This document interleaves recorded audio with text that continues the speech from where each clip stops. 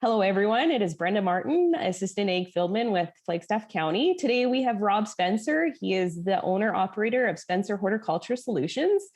He is going to be talking today about growing strawberries.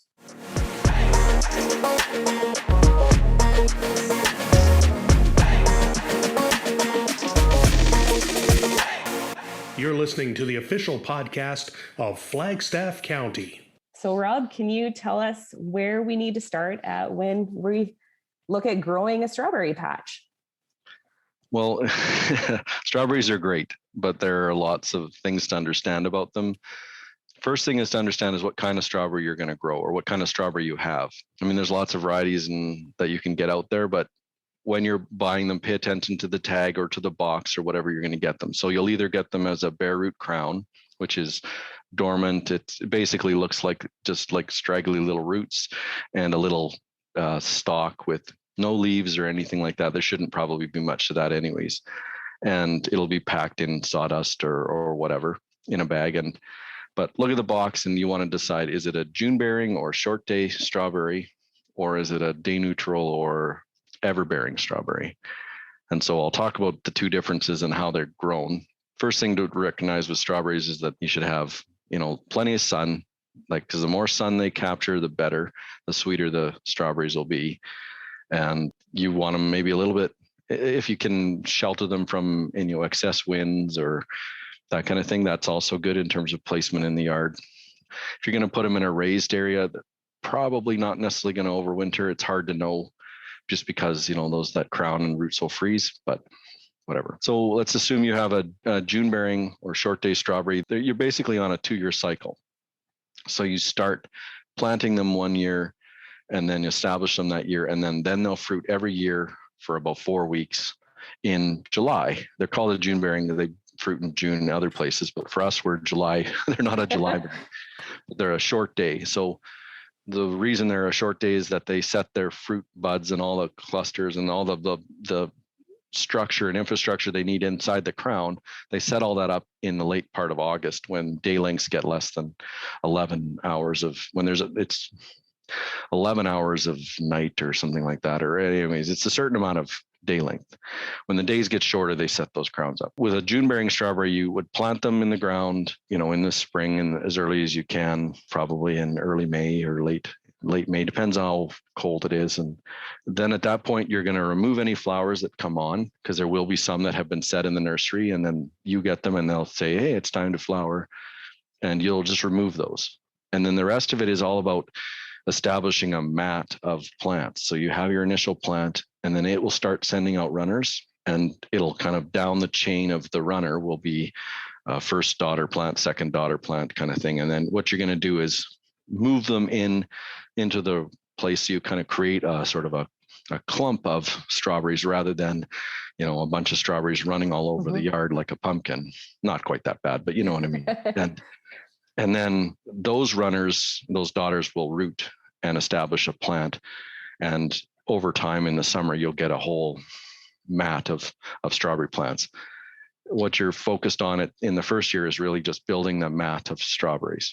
Okay. And then the next year they'll start to flower in late May or mid to late May. And then you'll go with about 30 days later, you'll get fruit. So July through early August, you'll have fruit. And that's a June bearing one in simple terms. A day neutral or photosperiod insensitive strawberry doesn't care about the day length. It's going to do everything it wants when it wants. So you plant the plant. Often the ones I see in the stores are ever bearing or day neutral plants. They come as a little plug plant or transplant or whatever.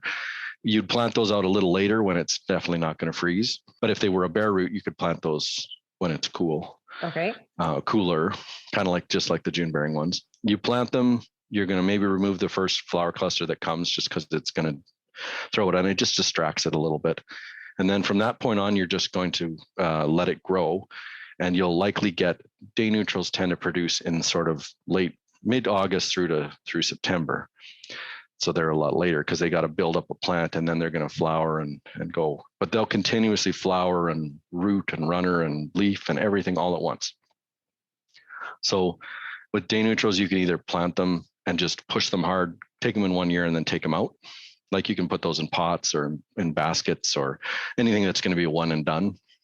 Okay. Or you can treat them like a June bearing and just let the runners root. Otherwise, you would take the runners off and just let them focus on that one plant. So that's strawberries in a simple terms.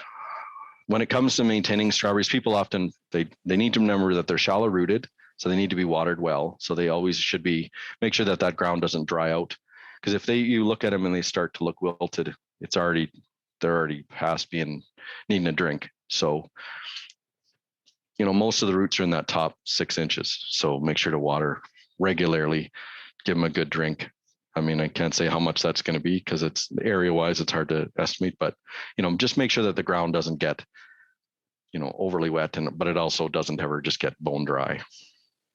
The other thing is fertilizer. Day neutrals, you're going to want to be fertilizing them regularly. So adding some in mixing in with your water or throwing on, sprinkling on a small amount of granular fertilizer every couple of weeks or something like that throughout the summer. Cause they're going hard, they're pushing hard and they have shallow roots. They're not going to be able to draw from anywhere else. So you need to make sure you're fertilizing them quite a bit. So what kind of fertilizer would you recommend? I would just go with something all purpose, like 20, and just a small amount. I mean, you don't want to be, you're not pounding the fertilizer to them, but just make sure that they have a regular supply. And something all purpose is good. It gives some micronutrients and stuff as well, but you don't need to go crazy. But with the day neutrals, you do need to be making sure you're fertilizing them every week or every month, like 4 times. Like you could divide it up, go every 2 weeks or every week or every month. Like just divide it in 4 kind of thing, whatever you're going to apply. Okay. And then June bearing ones, you don't necessarily have to fertilize them in the first year. You could maybe give them a bit of fertilizer in sort of early mid-August. Otherwise, a bit in the spring, right when they're starting to wake up. Okay. And then nothing again until mid-August after they're done harvest. And then give them a bit just so that they are, when they're setting up everything for the next year, give them a bit of fertilizer. And otherwise, not a huge, you don't want to over fertilize them because they're otherwise going to be this big lush plant and it'll just be all, it'll cause more problems than it's worth. Is there any type of mulch or specific kinds of mulch that you would recommend or when you would put mulch on? Yeah, I mean, in a normal field, you would put on mulch in the June bearers in the year of establishment, just so that they have something to, before you put it on in the fall. Okay. Like most strawberries you cover to protect. In your yard, if you don't need, like if you've got it sheltered and there's going to be a good consistent pack of snow, then maybe you don't need to cover them. But as long as they're going to have, as long as they're going to be protected by some insulating layer, you're probably okay. If you're going to put straw on, something like wheat straw, and recommendations 4 to 6 inches over top of fluffy straw, you could even go up to 8 over top of the plants, and then just leave that there. And then in the spring, you kind of poke through, and once things start to warm up, you poke through, and once you see that there's sort of waking up underneath, you just shovel it all, like rake it off, just move it aside. Okay. You could chop it or whatever. I mean, realistically, you just take a rake and just move it aside, or pitchfork and just move it. And then the plants that are there will grow up on top of it, and that'll help cut down on disease. It'll cut down on water that you have to do, and it'll keep the soil cool. And then each year you're going to put the straw on, and then it moves off, and it becomes if you had rows of it, you would have alleyways with straw on it. So when you mulch in the winter, though, too, is there any issues with rodents or that we got to worry about? There can be. Yeah, there can be. I mean, theoretically, but generally you put it on once it's had a few frosts, like a -4, 3-4 degree.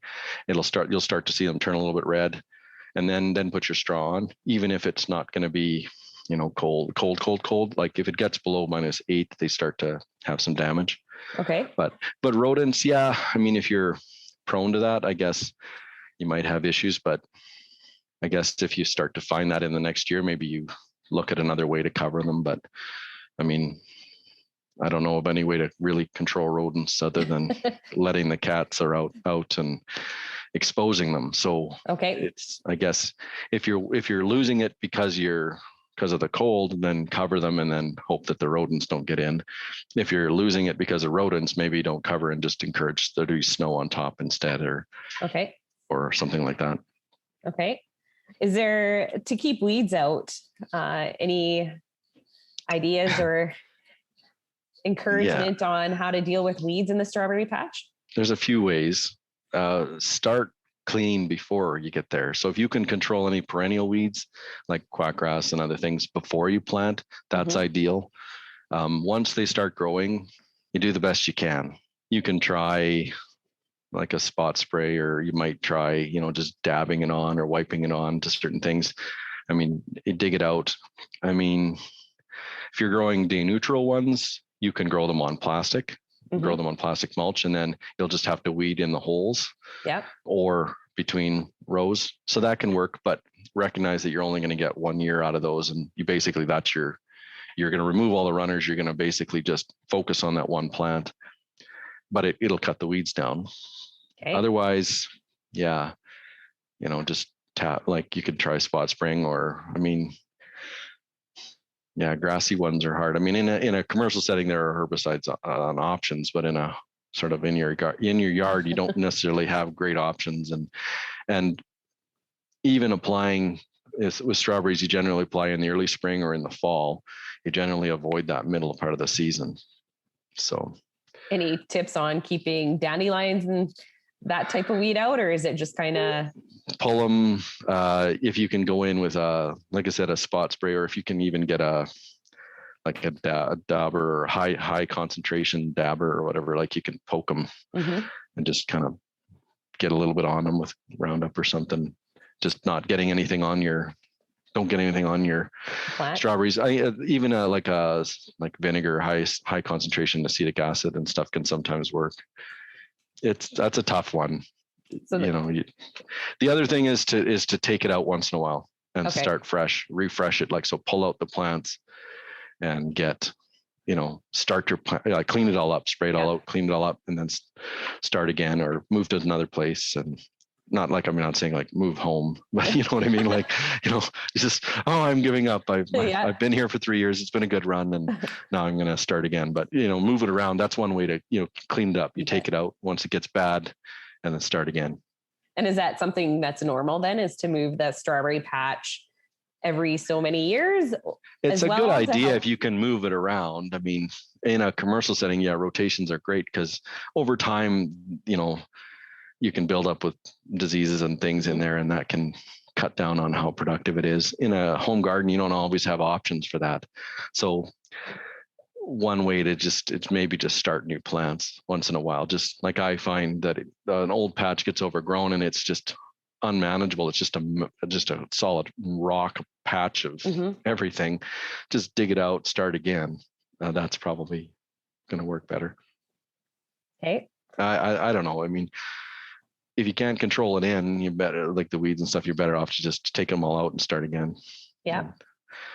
And if you plan ahead, you can always, do it once the plants have already started to open up in the spring. You can kind of dig out the good ones, hold on to them, and then just kill everything else and then replant with the stuff that you picked from your other patch. Like pick some good daughters out, take everything else out, put those ones back in, and it works okay.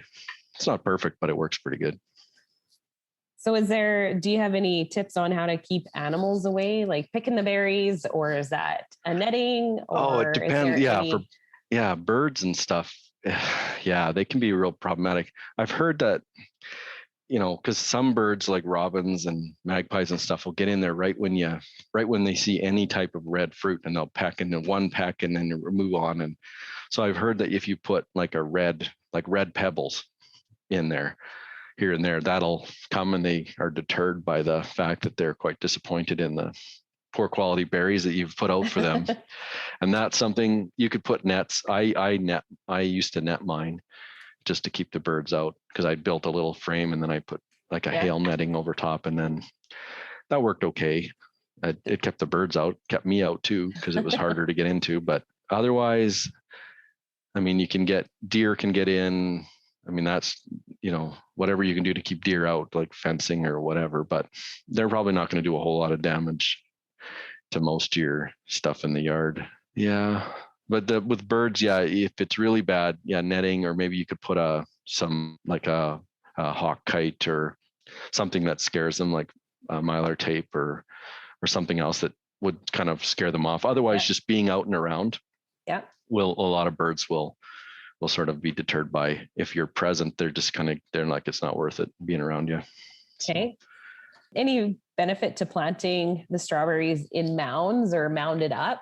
Yeah, if you put them in a raised bit of ground, it can help with the soil worms quicker. They'll grow, the drainage is better. Mm-hmm. So they might grow a bit better. You're going to have to make sure that you keep them watered, and they might not last. Depending on how you grow them, they might not last as long, theoretically. I mean, lots of growers will build raised beds, like not raised beds, but they'll shape the soil up into a kind of like a little mound, like a long roll mound, mm-hmm. and plant on the top of that. That's one option. But yeah, it'll help with drainage, and it helps with warming the soil quicker. Some other ways you can speed things up and to make things better, you can put covers on in the spring, and that can help them warm up and speed up their growth. Just because, I'm not talking thick covers or anything, just something lightweight. Like a hothouse kind of? Not a plastic, no, like more of a fabric, like a spun woven fabric, like a remay they call it, or you can buy them in like rolls, and they come in different thicknesses, but you just want something lightweight, and that can help sort of trap some of the heat, and they'll speed up some of their growth in the spring if you're starting new plants. Okay. Or even if you're trying to get things to come along, you just have to be careful that they don't get going too quickly. But if you've taken your straw off and everything's good at that point, at that point now you just want them to grow fast. Yeah. And the same thing in the fall. Like a lot of our day neutrals get a little, like, it's our limiting factor is fall, like how quickly mm-hmm. they sort of shut off, like they get frozen and then it's done. Right. So if you can protect them in the fall with a heavier cloth, or that can help carry them through some of those first early frosts that we always get. Is there any soil types that strawberries do better in that we should be looking at? Generally, a mid-range loam or sandy loam is best, but they can grow in clay. They can grow in sandy soils. I mean, sandier soils, you're going to need to fertilize and water more, but if you have a good, well-drained loam soil, that's going to be ideal, sort of in the neutral to slightly acidic pH. But I mean, realistically, you can grow strawberries in pretty much anything. Certain varieties don't like certain textures of soil. There's a couple of varieties that are available. You'll find occasionally that might have a little poor taste, like that might have an off taste in a sandy soil or a clay soil. But for the most part, most strawberries you're going to be okay with something that's well drained, as long as it's not going to be, holding the water constantly or draining or drying out completely all the time. Is there any complementary plants to put around the strawberries, and ones that we need to stay away from? I don't know if there's anything like companion wise that's going to be a benefit to strawberries. I mean, if you're in an exposed location, you might put something that's going to come up and provide some sort of a temporary windbreak, or might reflect a little bit of heat in, but I don't know that there's anything specific that way. I mean, you could try something like corn or sunflowers or whatever, and it might trap them, but there are pests that like certain crops, but I mean, those are, you've got a field of an alfalfa or canola or whatever, and they're going to be full of lygus bugs, and that can be a bit of a problem. But yeah, I don't know that there's anything you'd want to sort of pair up. I would say when you're taking a plant out, if you're going to take it out and move it, you could put something out, like break the cycle, put a few years of some annual vegetables in, like put some legumes and some other things in there, just to give the soil a break from the strawberries. Because again, they're pretty shallow. They're not putting a whole lot back. Yeah, exactly. So, okay. So is there specific varieties? Are they named like the June bearing and things like that? Or do they have other variety names that are attached? Oh, they to have, them? yeah, they have names. It's like, it's not, they go by, Rob and Brenda, or, if you're a day neutral and I'm a June bearer or whatever. But the most common one, it just depends on what you can get. I mean, it depends where you're buying your plants. I mean, if you go to a grower, go to a commercial grower, they often bring plants in and they'll often sell, like if they've got any type of mm-hmm. sales set up. They often sell plant crowns in the spring. And so like the most common June bearing plant that we grow in Alberta is Kent. Okay. But you can get there's a Cavendish, Glooskap, Honey Eye. For the day neutrals, the most common one is Seascape, which is a really good, consistent producer. I don't know what else you're going to be able to find. I mean, there's other ones called like Albion or Portola or EV2. Like there's tons of strawberry plants out there and varieties out there, but I don't know what you're going to be able to find. So, okay. But Kent and Seascape, if you're going to pick for a June bearing and a Seascape and a day neutral, those are the best and most consistent ones in our area for sure. And pretty easy to get. Sometimes stores bring in stuff that isn't going to survive very long. Right. But in our gardens, I guess we accept those limitations and learn from that didn't work and try a different one. But if you go to garden centers or growers and stuff, they'll often bring in stuff it's a little more likely going to be good, and you can try that. Otherwise, it's a bit of a crapshoot. You just get to see what you get. I have one that is an older day neutral variety I used to have all the time until I changed my yard around. But TriStar is one that's a day neutral that was quite good. It has good flavor. I mean, most of the ones we grow are not going to have long shelf life. They're going to basically you pick them and eat them, or pick them and freeze them, or whatever. They're not going to sit on the shelf for like 2 weeks like California ones, which is fine. They taste like cardboard with strawberry flavoring. But so I would say like ours are all sweet and pretty soft, tender stuff. So when we're looking at the strawberry patches, how often should we be moving them? Generally, probably, every few years, every 4 years, like try to refresh them. Like a June bearing one, like probably every 4 years, plan to have it replaced. Like maybe the year before, it's when you start to see the size go down and that thing starts to get pretty overgrown. Because if you haven't moved it and you're not taking out anything, it's gonna be kind of growing on top of itself, and it hasn't spread out. Most of the growth and the really productive growth is going to be in the outer edges, because that old stuff in the center is gone. And I would say, probably plan on every few years starting it again. Keeping in mind that with a June bearing, you're going to lose a year of establishment. So if you plan ahead, you might be able to work with that. A day neutral one, you could basically restart it every year if you wanted to. Okay. Do you have to? No, you don't. I could say you could probably, with a day neutral, the nice thing is you could probably just, push it hard. Anything that survives, dig it up, clean everything else up, put them back in the same spot. But over time, the diseases can build up. So if you can break for a few years between an area, that's good. That'll allow some of the pathogens to break down a little bit better, and then before you go back with strawberries again. But not everybody has that option. I mean, honestly, my rotation in my yard is, well, I planted potatoes in that part this year, so I will plant not potatoes there next year, but my potatoes will be right next to them. So it's sort of a futile rotation, but I try. So with strawberries, if you can give a place a break for a bit, if you have that option, good. Otherwise, dig them out, start them again, refresh things, and then plant them in, and just accept the fact that it's going to be maybe a little bit limiting. So then when you're creating that June berry patch, because you're going to let it grow that first year and let the runners take off the flowers and everything. So then that second year, when it's producing berries, do you recommend pulling the runners, or do you allow them to continue to grow?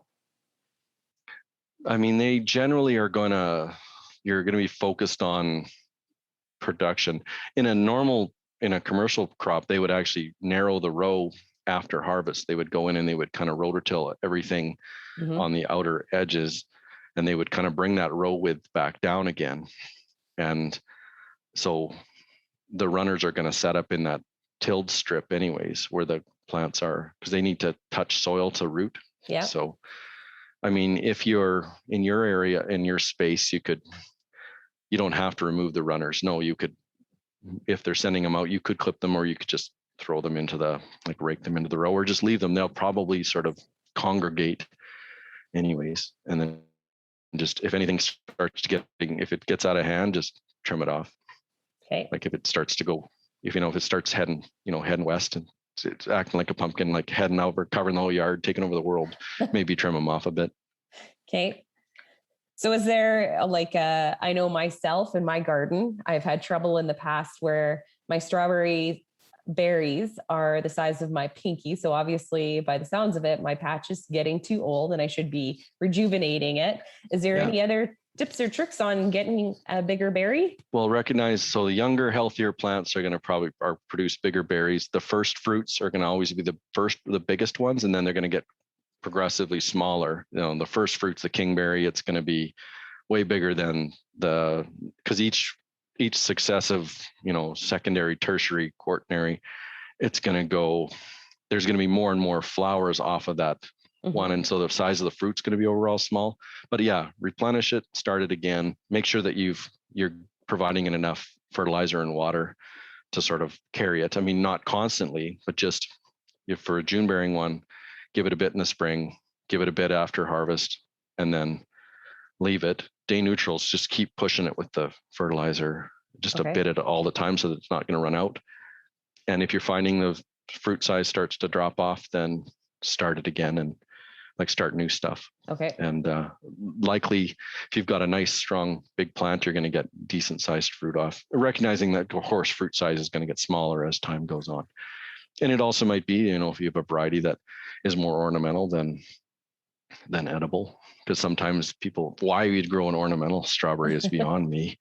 I don't know. Seems like a waste of time, but that's my thought. Okay. But that, I guess, fertilize, water, and start fresh. Get some new stuff in periodically.